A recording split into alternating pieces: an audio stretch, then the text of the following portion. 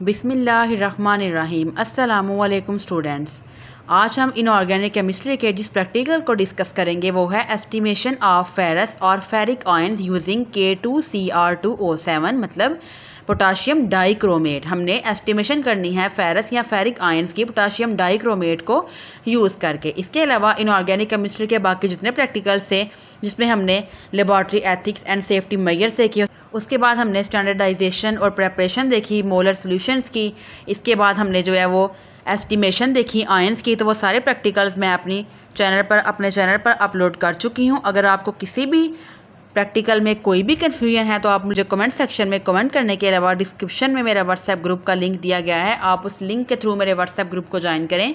अगर आपको किसी प्रैक्टिकल में, किसी ऑनलाइन लेक्चर में, उसके बाद किसी भी सब्जेक्ट में किसी भी सब्जेक्ट में आपको कोई भी प्रॉब्लम है, आपको कोई पास्ट पेपर चाहिए, आपको पास्ट पेपर का सलूशन चाहिए, आप ऑनलाइन क्विज़ देना चाहते हैं तो आप मुझे इस ग्रुप में मैसेज कर सकते हैं। इंशाल्लाह मैं पूरी कोशिश करूँगी कि मैं आपकी प्रॉब्लम को सॉल्व कर सकूँ और इंशाल्लाह जो आप अच्छा CGPA जो है वो आप गेन कर सकें।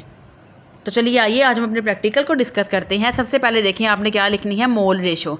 इसमें भी देखें सेम एज इट इज़ हम क्या लिखेंगे, ये भी हमारे पास क्या है, एसिड बेस टाइट्रेशन है, रिडॉक्स टाइट्रेशन है। ये भी इसकी मोल रेशो देखिए आप कैसे लिखेंगे। मोल रेशो क्या है, K2Cr2O7 हमने कितना लिया 1 मोल और FeSO4 हम कितना लेंगे 6 मोल। ये आपने रेशो याद करनी है। इसके बाद देखिए, उसके बाद हम देखते हैं प्रोसीजर देखें। इसके बाद देखिए हम प्रोसीजर देख लेते हैं। आपने 10 सेंटीमीटर क्यूब डाइल्यूट सोल्यूशन लेना है सैंपल का टाइट्रेशन फ्लास्क में। मैं आपको पहले बता चुकी हूँ कि टाइट्रेशन फ्लास्क जो है वो किस तरह की होती है। मेरी प्रीवियस लेक्चर में मैंने इस पर आपको डिटेल वीडियो से समझाया था। जितने भी ऑपरेटर्स हम लेबॉर्ट्री में यूज़ करते हैं, मैंने आपको उन ऑपरेटर्स की पिक्चर और उनके नाम मैंने आपको याद करवाए थे। अगर आपने वो याद किए हैं तो आप इजीली पता होगा आपको कि टाइट्रेशन फ्लास्क जो है वो किस तरह की होती है। तो आप लोग ये सारे ऑपरेटर्स के जो मेन ऑपरेटर्स हैं उनके नाम याद करें, तो क्योंकि जब आप लैब में प्रैक्टिकल परफॉर्म करने जाएं तो आपको ऑलरेडी उन सारे ऑपरेटर्स के बारे में पता हो।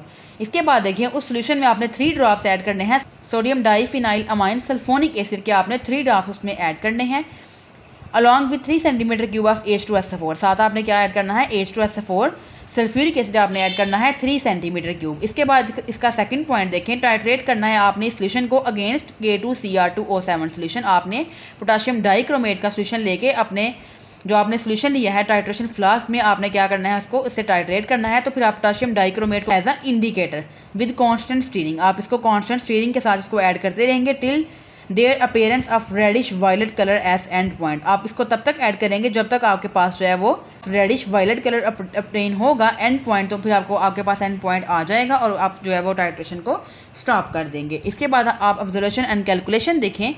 FeSO4 एक साइड पे आप लिखेंगे, दूसरी साइड पे आप क्या लिखेंगे, पोटाशियम डाइक्रोमेट, इस साइड पे आयरन सल्फेट, क्योंकि हमने किसकी एस्टिमेशन करनी है, फेरिक या फेरस आयंस की। तो देखें सेम वही फार्मूला हम अप्लाई करेंगे, M2V2/N2 is equal to M1V1/N1। तो M2 हमने फाइंड करना है, V2 हमने देखें यहाँ पे कितना लिया था 10, हमने कितना लिया 10 सेंटीमीटर क्यूब, और N2 हमारे पास कितने थे 6। तो इसकी जगह हम क्या लिखेंगे 6। K2Cr2O7 इसकी भी M1 हमने कितने मोलरिटी इसकी ली है 0.01 मोलर।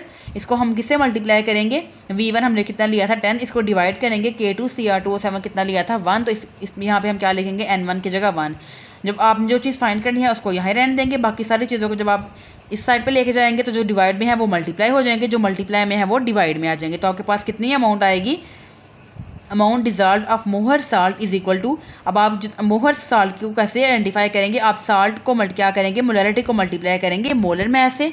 मोलरिटी हमारे पास ये आई है, मोलर मैथ 392, तो हमारे पास कितना आंसर आएगा 39.04 ग्राम। अब हम इसकी परसेंटेज कैसे फाइंड करेंगे, 39.04 को डिवाइड करेंगे 40 से और इसको मल्टीप्लाई कर देंगे 100 से, तो हमारे पास क्या आ जाएगी इसकी परसेंटेज। हमने इस तरह हम एस्टिमेट करेंगे किसको, फेरिक्स या फेरिक आयंस को। इस तरह आपने पेंसिल वर्क करना है, प्रैक्टिकल का नेम, प्रैक्टिकल का नंबर लिखेंगे, इसके बाद आप प्रैक्टिकल का नेम लिखोगे, इसके बाद कैलकुलेशन आप इस साइड पे मोल रेशो भी लिख सकते हैं, इसके बाद कैलकुलेशन और लास्ट पे आप यहाँ पे क्या रिजल्ट देंगे हेडिंग का, कि परसेंटेज प्योरिटी हमारे पास कितनी आई है 97.6%। तो स्टूडेंट्स ये हमारा आज का प्रैक्टिकल था, ये छोटा सा प्रैक्टिकल है, इसका प्रोसीजर भी छोटा सा ही था। तो आप इस प्रैक्टिकल को अपनी कॉपी पे नोट करें। अगर आपको किसी भी चीज़ में कोई भी कन्फ्यूजन है तो आप मुझे कमेंट सेक्शन में कमेंट कर सकते हैं।